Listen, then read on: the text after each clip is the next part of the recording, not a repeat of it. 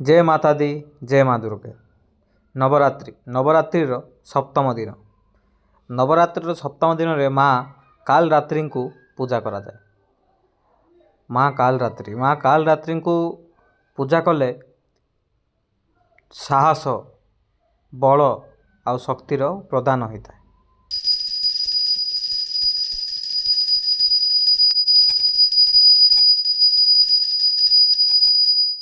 माँ कालरात्रि को गुड़ गुड़ जदि दि जाए पूजा रे तो शुभ माना जाए।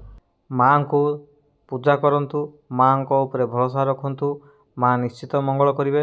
आउ पूजा कले जी सब आपण मानकर जी एनर्जी जो नेगेटिव एनर्जी था खराब शक्ति था आपण आखपाखे से सबूर नाश हम। माँ को आशीर्वाद थिले आपण मैंने निश्चित आगू बढ़े। तो नवरात्रिर सप्तम दिन सरिया जाऊँगी, आम पूजा भी सरिया जाऊँगी।